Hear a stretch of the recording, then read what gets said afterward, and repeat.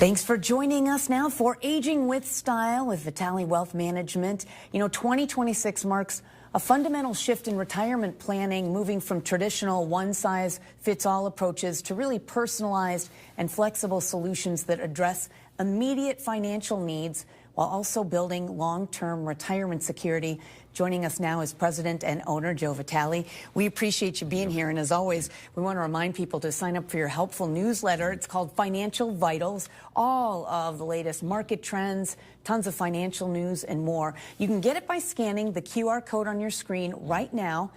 And you can also, we'll have more information on another link in just a minute, though. But first, we're talking about retirement planning in 2026. And one of the things before we start, we were just saying, not everyone has millions of dollars in the bank. It is just as important no matter what 100%, you have. Absolutely. You have to have the plan. You have to make sure you get the plan regardless of where you're at. You know, some people are like, oh, I don't have nearly enough, or I need all this amount. It's all relative. It depends what the situation is, how much you have, and there's so many situations and opportunities regardless of the savings. All right, so this applies to all of us. Help us, if we could start with understanding the mandatory Rothification of those catch-up contributions, who they apply to, as well as super catch-up for ages 60 to 63. Well, you know, you can put $7,500 a year into an IRA or to a Roth, and then if you're this year now, the catch-up now is $1,100. If you're over 50, you can put an extra $1,100 a year. The super catch-up is $11,250. So that's for 60 to 63 to really start putting money into your 401. But the caveat is, what if you're a high wage earner? So if you're over 150,000, and there's different rules, different numbers, that super catch-up amount would go into a Roth as opposed to a pre-tax account. So that's the Rothification of it. It's like, well, why would it go into a Roth? I want to save money on taxes. Understandably, but if the income is too high, it converts for the most part to a Roth, which is not a bad deal, actually, because we're always talking about needing tax-free money. So there's just, but be aware of that. That's interesting. Now, what is required minimum age, the increase, and also what does it mean for our tax strategy? Yep, the RMD, the required minimum distributions, if you're born in the 50s, for the most part, 73 years old is when you have to start your required minimum distributions. 1960 birth date on, 75 years old is when you have to start taking mandatory required minimum distributions on your IRAs, 401ks. So that's every year you have to take roughly 4%, just under is where it starts. And you have to take that out of your IRA and pay tax on that money. Interesting. Now, you talk a lot about diversification. If you could explain really what that is and the role in the retirement paycheck plan. Yep. Everybody says, okay, well, I'm going to retire, and where am I going to pull money from? Well, are you going to pull it from your pre-tax accounts, just, money in the IRA that you're going to have to pay tax on it? Do you have a bucket of Roth money? Because you need that tax-free money, or just money sitting in the bank that's earning some kind of interest. But you have to look at what kind of buckets you're into and where you're pulling that income for your paycheck, because it's going to affect your Social Security and how much is going to be taxed. It's going to affect what tax bracket you're going to end up. And if you go too high, your Medicare premiums will go up from $185 to $235 to $400 a month if you have too much income. So it's very important where you pull income. That's when we pull our clients' retirement compass for the next 30 years.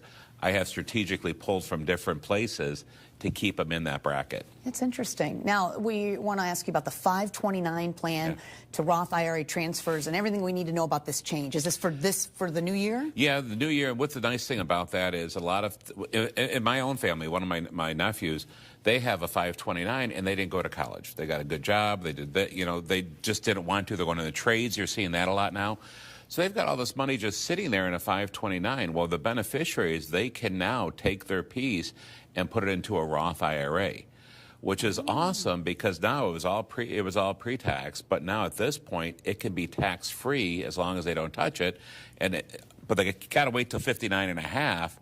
But my gosh, you're talking $1 million, $2 million tax-free if you just leave it alone and let it grow. Nice. So it's a beautiful strategy. Now, what are you seeing as far as trends as we enter the new year? We're in the new year. The phased retirement, people working longer. Is it a good plan to maybe delay Social Security? Yeah, depends. Social Security, if you retire at 55, 60 years old, Social Security, I'm going to be an advocate for pulling at 62, but if you're still working, you're definitely not going to file Social Security if you're making more than $24,000 a year, because you're going to give half of it back. But we have that Social Security maximization strategy. We'll show you the optimal time to file Social Security, but every person's situation is different. So I like to look at the next 30 years. I like to look at the macro approach, look at what the end game is going to be. And I'm a big advocate of delaying it if you're working. But if you're going to be pulling and stressing your portfolio, why? You know, the break-even point's almost 80 years old. So there's a point to be made for both. This is what we hired for. This is what we're hired for, to help with all this stuff, that we can help give you that clarity in that respect. Well, and I know you've said before, it doesn't have to be intimidating. The easiest thing is just to reach out to your office and make an appointment. Absolutely. This doesn't take an 8-hour session. No, we always give you an hour. We give you an hour, say, let's meet, go over it, see if we're a fit, if we can help you. Wonderful. And that's what you'd recommend for, again, people Absolutely. of any income. And Yep, absolutely. We're here to help. all right. Well, before we go, we just want to remind you, you can get those market updates and more, tons of financial advice by signing up for Joe's newsletter, Financial Vitals. If you want more information or want to reach out and get one of those appointments he mentioned, go to WNEM.com and click on the Aging in Style page, and you'll find those links there. We appreciate your advice, as always. Thank you, Christine.